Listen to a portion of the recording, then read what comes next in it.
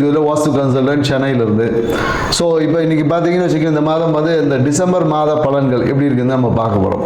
ஏன்னா டிசம்பர் மாதம் என்ன கிரக நிகழ்வுகள்லாம் பார்த்தீங்கன்னு வச்சுக்கிங்கன்னா, இந்த மாத தொடக்கத்திலே பார்த்தீங்கன்னா நம்ம அந்த கார்த்திகை தீபம் என்ற திருவிழாவோட தான் நம்ம இந்த மாதத்தையே தொடங்குறோம். ஏன்னா 2ஆம் தேதி பார்த்தீங்கன்னா அந்த கார்த்திகை தீபத்தை வந்து நம்ம கொண்டாட இருக்கோம். ஸோ மேலும் பார்த்தீங்கன்னு வச்சுக்கோங்க, இந்த காலகட்டம் பார்த்தீங்கன்னா கடந்த மாதத்துலலாம் கடந்த ஒரு 6 மாதமாக சனி வந்து வக்ரமாக இருந்தார். ஸோ அப்போ அந்த சனி வந்து வக்ர நிவர்த்தி ஆகக்கூடிய ஒரு வாய்ப்பு இருக்குது இந்த காலகட்டத்தில். ஸோ சனி வக்ரம் இருக்குது. ப்ளஸ் என்னென்னாக்கா குரு பகவான் வந்து கடகத்துலேருந்து மிதுன ராசிக்கு வரப்போகிறார். ஸோ இந்த மாதிரியான நிறைய கிரக மாற்றங்கள், கிரகத்துடைய தன்மைகளுடைய மாற்றங்கள் இந்த மாதத்தில் இருக்கிறதுனால இந்த டிசம்பர் மாத பலன்கள் வந்து நிறைய பேருக்கு ஏதோ ஒரு விதத்தில் ஒரு மாற்றத்தை கொடுக்கக்கூடிய ஒரு மாதமாக இந்த மாதம் அமைய போகிறது. ஸோ அதுதான் வந்து என்னென்னாக்கா அதுதான் இந்த மாதத்துடைய ஒரு நிறைய சிறப்பு அம்சங்கள். அதுக்கப்புறம் பார்த்தீங்கன்னா மார்கழி மாதம் பார்த்தீங்கன்னா நிறைய விரதங்கள்லாம் இருப்பாங்க. குறிப்பாக என்னென்னாக்கா மார்கழி மாதம் யாரெல்லாம் விரதம் இருக்கணும், ஏன்னா முன்னாடி பார்த்தீங்கன்னு வச்சுக்கோங்க, மார்கழி மாதத்தில் நிறைய பேர் இந்த பூசணி பூ வச்சுருப்பாங்க. ஏன்னா திருமணம் ஆகாத பெண்கள் வந்து விடிய காலையில் அந்த பூசணி பூவை வந்து வாசலில் வச்சு கோலம் போடுவாங்க. அப்போ அந்த திருமணம் வந்து அந்த நிகழ்வு என்பது நடக்கும். ஸோ அதுவே ஒரு பரிகாரமாக இருந்தது. ஏன்னா மார்கழி மாதம் என்னென்னாக்கா ஆண்டாள் வந்து இந்த திருப்பாவையை பாடி பெருமாளுடைய அருளை பெறதுக்கு திருப்பாவை பாடுவாங்க. அப்போ என்னன்னாக்கா தன் கணவரை அடைவதற்காக அந்த ஒரு நிகழ்வை வந்து செஞ்சு. அப்போ என்னன்னாக்கா இந்த டிசம்பர் மாதத்தில் நாம் அந்த மார்கழியில் இந்த நிகழ்வை நாம் செய்யும் போது முன்னாடி நிறைய இப்போ பூசணிக்காயை காணோம், பூசணி பூவையும் காணும்.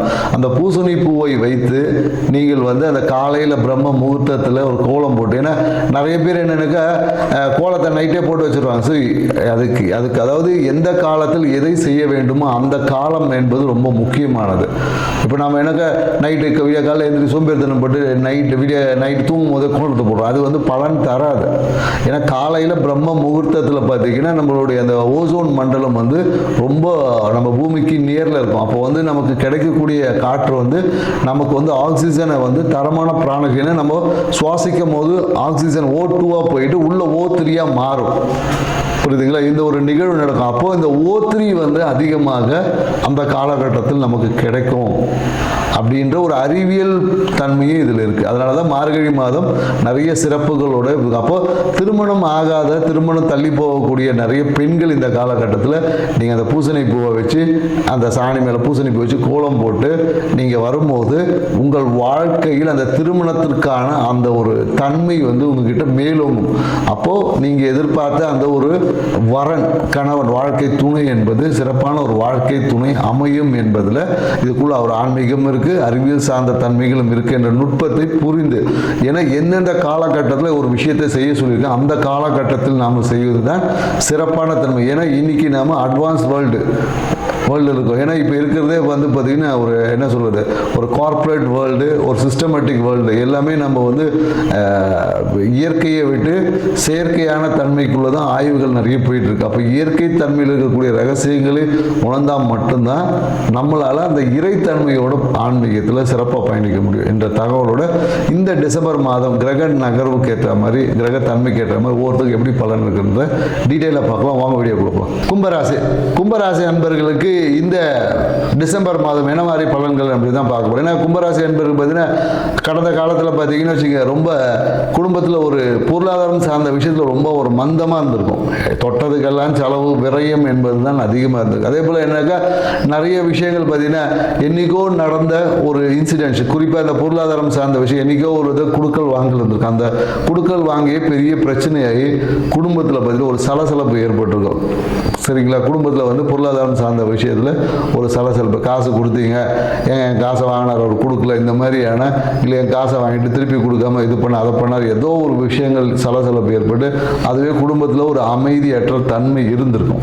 ஸோ அந்த தன்மை இப்போ மாறி குடும்பத்தில் வருமானத்தை மேன்மைப்படுத்தக்கூடிய ஒரு காலகட்டங்களுக்கு. ஏன்னா ராசி அதிபதியான சனி பகவான் பார்த்தீங்கன்னா வக்கர நிவர்த்தி அடைஞ்சு தன்னுடைய அடுத்த ஒரு பயணத்தை நோக்கி போகிறார். ஸோ அப்போ அந்த பயணம் என்பது எப்படின்னா, நீங்கள் எடுத்த முயற்சி முயற்சிகளில் வெற்றியை கொடுக்கக்கூடிய ஒரு பயணமாக. ஆனால் அந்த முயற்சிகள் எப்படின்னா ஸ்லோவாக தான் வெற்றி அடையும். வெற்றி என்பது ரன்னிங் ரேஸில் ஓனா சீக்கிரம் ஓனா ஃபர்ஸ்ட் ப்ரைஸ் கொடுத்துருவாங்க. ஆனால் அதுக்கான தயார் எடுப்பு வந்து ஒரு நாளில் நடக்காது இல்லையா? ஸோ பொறுமை என்பது அப்போ என்னென்னாக்கா பொறுத்தார் பூமி ஆழ்வார் என்ற தன்மையை நீங்கள் புரிஞ்சுக்கணும். ஸோ அப்போது நீங்கள் எடுக்கக்கூடிய விஷயங்களில் பொறுமையும் நிதானத்தையும் கடைபிடித்தீங்கன்னு வச்சுங்களேன், உங்கள் வாழ்க்கை எப்போதும் வெற்றி அடையும். ஏன்னா கும்பராசிக்காரங்களுக்கு அவசரம், ஏன்னா காற்று ராசியில் காற்று வேகத்தில் நடந்தணும்னு நினச்சி எங்கேயாவது பிரச்சனையில் சிக்கிப்பாங்க. ஸோ ஏன்னா இவங்களோட பிரச்சனையே என்னன்னாக்கா இவங்களோட மனம்தான் பிரச்சனை. ஏன்னா இவங்க மனசு வந்து சும்மா இருக்காது. எப்போ பார்த்தாலும் ஏதாவது ஒரு விஷயங்களை அப்படியே பில்டப்பாக பேசுறது, மறைச்சி பேசுறது, இந்த மறைச்சி பண்ணுறது, இதை இவனுக்கு தெரியாமல் பண்ணுறது, அவனுக்கு தெரியாமல் பண்ணுறது, எப்பொழுதும் சில ரகசியங்களையும் பொய்களையும் கொஞ்சம் எப்போதும் இவங்ககிட்ட கொஞ்சம் கலந்து இருக்கும். நிறைய விஷயங்களை எப்போதும் இவங்க ஹைட் பண்ணிக்கிட்டே இருப்பாங்க. ஏன்னா இவங்க ஒரு எப்படி சொல்கிறது, ஒரு முகத்துக்கு ஒரு முகம் மூடி போட்ட மாதிரி தான் இருப்போம். இவங்களுடைய வெளிப்படையே பேசுகிற மாதிரி இருக்கும், ஆனால் வெளிப்படைத்தன்மை என்பது சில விஷயங்களில் இருக்காது என்பது தான் நம்ம கும்பராசிக்கு சொல்லக்கூடிய விஷயங்கள்.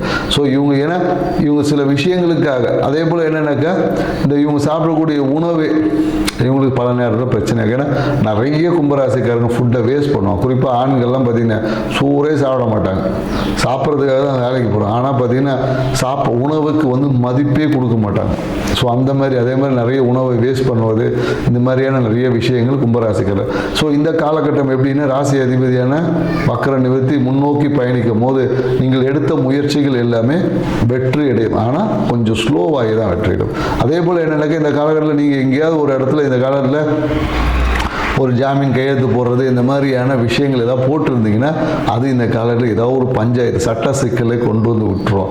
அதுவும் எனக்கு தொழில் ரீதியான ஏதாவது ஒரு அக்ரிமெண்ட்டை போட்டிருந்தீங்கன்னு வச்சுக்கிங்களேன், அந்த அக்ரிமெண்ட்டு இப்போ பிரச்சனை ஆகக்கூடிய வாய்ப்பு. அதனால் பிரச்சனை வரும்போதே கொஞ்சம் சுதாரித்து செயல்பட்டுக்கணும் அப்படின்றது. ஏன்னா நீங்கள் எடுத்த அந்த முயற்சி ஏதாவது தொழில் ரீதியான ஒரு அக்ரிமெண்ட் கையெழுத்து போட்டிருப்பீங்க, அந்த அக்ரிமெண்ட் பார்த்தீங்கன்னா இப்போ இல்லை பிரச்சனை அப்படின்னு சொல்லிட்டு நிறைய பிரச்சனைகள் தொழில் ரீதியான விஷயங்கள் வரும். அப்போ தொழில் ரீதியான அக்ரிமெண்ட்டில் கொஞ்சம் கவனமாக போடுங்க. இல்லை யாருக்கா ஒரு ஜாமீன் என்ன பண்ணுவாங்க, சும்மா இல்லாமல் எனக்கு நான் ஒரு கேரண்டர் போட்டிருப்பாங்க, நீங்கள் கேரண்டர் போட்டீங்கன்னா இவங்க தொழிலை அடமானம் வச்சுருப்பாங்க. எப்படி தர்மர் எப்படி குடும்பத்தையே எடுத்துகிட்டு போய் வச்சார், அதே போல் இவங்க தொழிலை வைத்து இவங்க எதுக்காக ஒரு சூரிட்டி கொடுத்துருப்பாங்க. அந்த தொழில் இப்போ முடக்கப்படலாம். தொழில் ரீதியான பிரச்சனைகளை கண்டிப்பாக சந்திக்கக்கூடிய வரும். அதே போல் என்னென்னாக்கா இந்த கால தொழில் ரீதியான விஷயங்களுக்காக நிறைய அரசியல்வாதிகளின் சப்போர்ட் கிடைக்கும். அரசியல்வாதிகளை கூப்பிட்டு ஒரு செட்டில்மெண்ட் பேசுறது, அரசியல்வாதிகள் ஒரு இன்வால்மெண்ட் அதுக்குள்ளே வரும். மேலும் என்னென்னாக்கா கணவருடைய வீடு சார்ந்த விஷயம், இப்போ உங்களுடைய வாழ்க்கை துணையில் வீடு இருக்கு இல்லையா, வீட்டில் சார்ந்த விஷயத்தில் ஏதாவது ஒரு பிரச்சனை வந்து வரும்.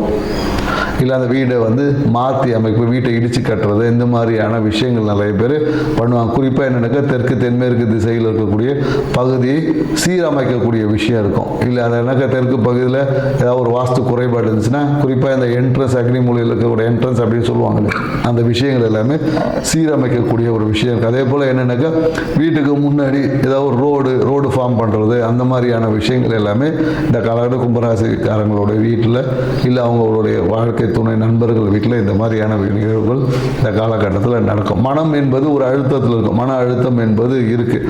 தந்தையால் ஒரு பிரச்சனை இருக்குது அப்படின்னு சொல்லணும். தந்தை வந்து பார்த்தீங்கன்னு வச்சுக்கங்களேன், தந்தையோட காசு, தந்தையோட பணம் வந்து இந்த காலகட்டத்தில் இவங்களுக்கு பயன் தரும்.